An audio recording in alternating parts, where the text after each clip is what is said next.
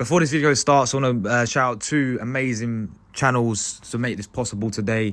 Starting off with Guna Gathering. Thank you very much to them guys for letting me share the video to my channel as well. And the main guy himself who's put this all together to spread it over multiple different platforms. We've got Arsenal Domination as well.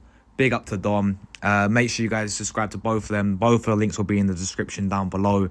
And a big shout out to both of them for obviously letting me use their video, really helping out the channel for myself to explain the PSR rules. Enjoy the video, guys. Hit the like buttons up and make sure you guys are subscribing.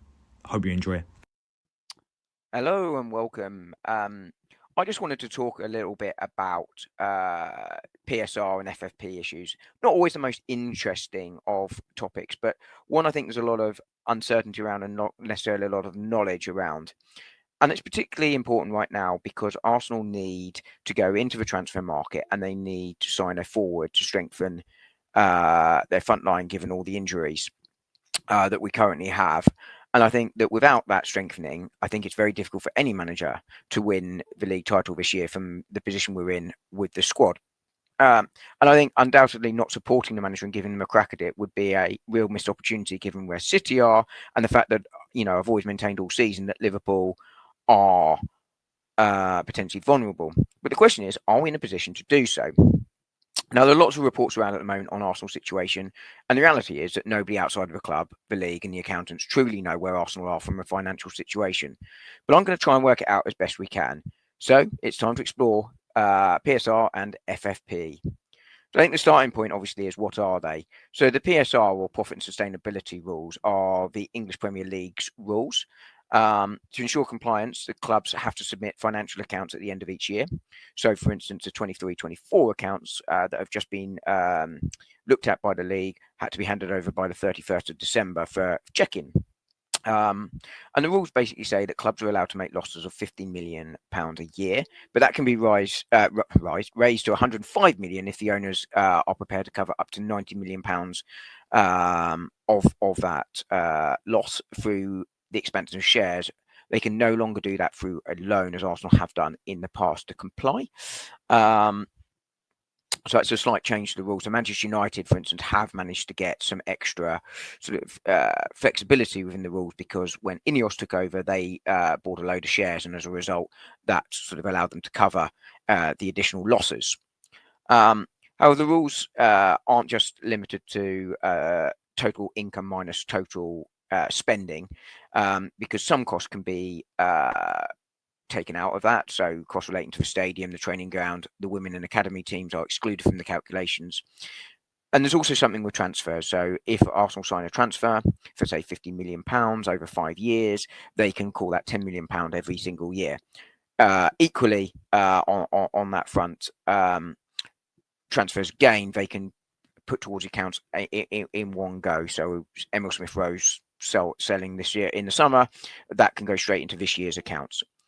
And what that means is that prize money, commercial deals, player sales, TV money are pretty much the main incomes, with the expenditures pretty much limited to transfer fees, agent fees, and player wages and bonuses because of all those other things that were taken out.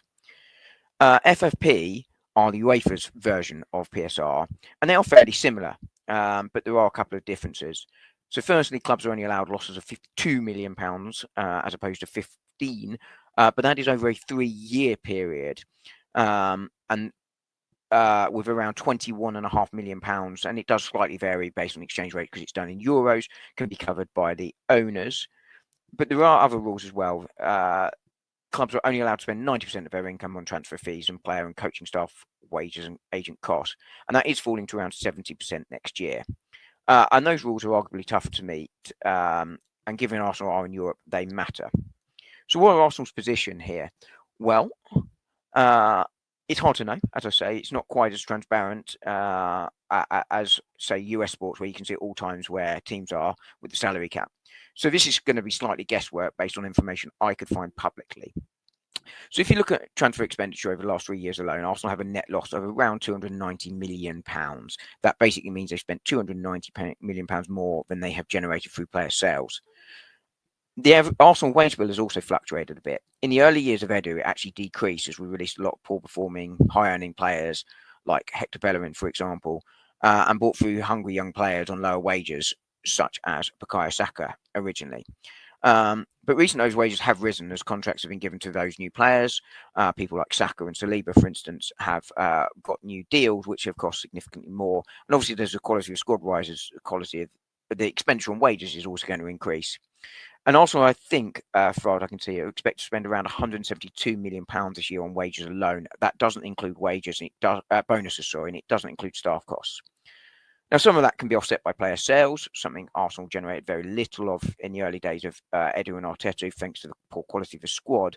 But obviously, that has changed recently as the squad has got better. It means there's more market for the backup players. And we saw that with players like Ramsdale and ESR going in the summer. And obviously, income has increased as well because of the Champions League this season and last season, and that helps with our revenue.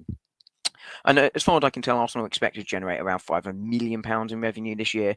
But 3 years ago, which is the FFP period, revenue was near £400 million. So you can see how that's risen. That helps.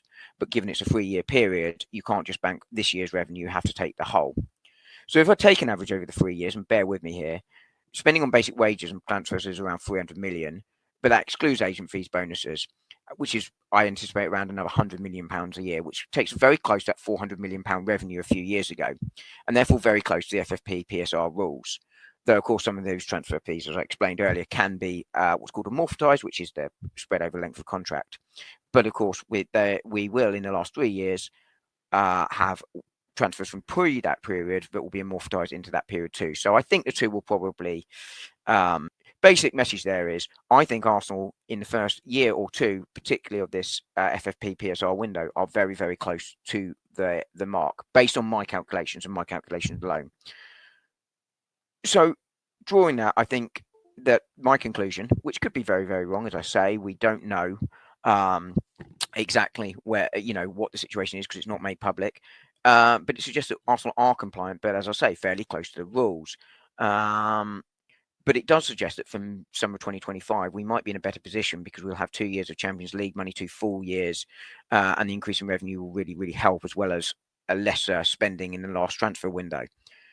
And I think that you can see that position is consistent with what Arsenal said in the summer, that signings will be floor raisers, not ceiling raisers, and we weren't in a position to spend big on one player with sales, which we then didn't. And it's also consistent with reporting around this window, which admittedly is all over the place, so it's hard to know exactly where we are. But it does appear that Arsenal are looking at loans with obligations or options to buy, or to structure deals over a number of years.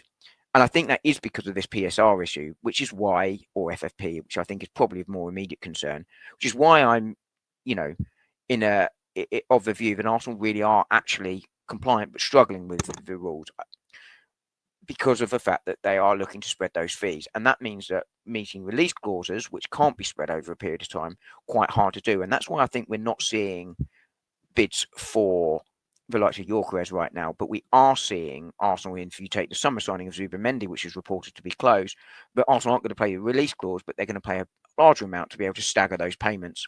And I think this is all about FFP, and it makes it really dull, but it does make it really complicated. And it is really important. So as I say, that's why, to my disappointment, I don't expect to see Isaac or Gyökeres in this window. I think that will be more for the summer. But I truly hope, as I said at the top, that Arsenal can find some money for some decent signings, like Jonathan David or Mbeumo in January. Because without it, I really think our title challenge could be very much back. With it, sorry, the title challenge could be very much back on. But without it, it does look really difficult.